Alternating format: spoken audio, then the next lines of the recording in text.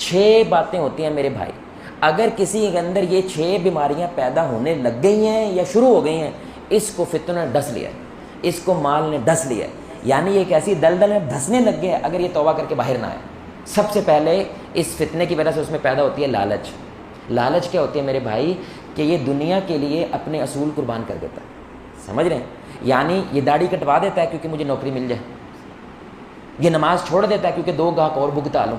اب یہ کسی چیز کے لیے کسی چیز کو قربان کر رہا ہے نا، وہ جو چیز قربان کرتا ہے وہ اللہ ہوتا ہے، وہ اللہ رب العزت کی ذات کا حکم ہوتا ہے، اس کو لالچ کہتے ہیں۔ دوسرا، وہ ناشکرا ہو جاتا ہے، یعنی جو اس کے پاس ہے اس کو دکھتا ہی نہیں، جو اس کے پاس نہیں ہے اس کو صرف وہ دکھتا ہے۔ یہ لعنت ہے میرے بھائی اللہ کی طرف سے، اس سے بڑی کوئی لعنت نہیں۔ 5 بچے شی جوان باپ کے کندھے سے کندھے ملا رہے ہوں، لیکن اس کو ہر وقت ٹینشن ہو، میں نے کہیں دہی لے کے آیا، دہی لے کے نہیں آیا، اور وہ ہر وقت ٹینشن میں پہ ایک بچہ کی بنے گا۔ 5 بچے دنیا ہے جن کے پاس اولاد ہی نہیں ہے، اس کو جو نہیں ہے وہ نظر آتا ہے، جو ہے وہ نظر بولنا نہیں آتا۔ تیسرا، حسد، کیونکہ اب جو بس دنیا کا مقابلہ چل رہا ہے نا، اس سے کوئی آگے نکل جائے تو اس سے برداشت نہیں ہوتا، حسد پیدا ہوتا ہے۔ چوتھا، بخل، یہ کنجوس مکھی چوس ہو جاتا ہے، جب دنیا کی بات آئے تو بادشاہوں کی طرح خرچ کرتا ہے، جب اللہ کی بات آئے تو اونٹ کے منہ میں زیرہ دے کے احسان جتاتا ہے۔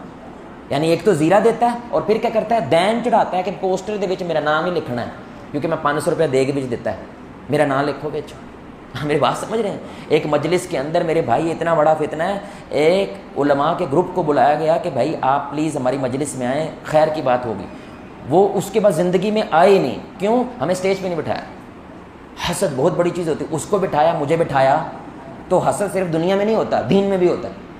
5ویں بات، اس کا کردار بدل جاتا ہے۔ پیسے سے پہلے بڑا شریف آدمی تھا، غریبوں کے ساتھ بیٹھ کے روٹی کھا لیتا تھا، لیکن جب سے پیسہ آیا اس کی آنکھیں ادھر ادھر ادھر ہو جاتی ہیں، اس کو کوئی بندہ نظر نہیں آتا۔ آخری بات، اس کا توازن کھو بیٹھتا ہے، یعنی پیسہ کماتے کماتے اتنا دور چلا جاتا ہے، بیوی بچوں کے ساتھ ٹائم نبھانے کے لیے وقت ہی نہیں ہے۔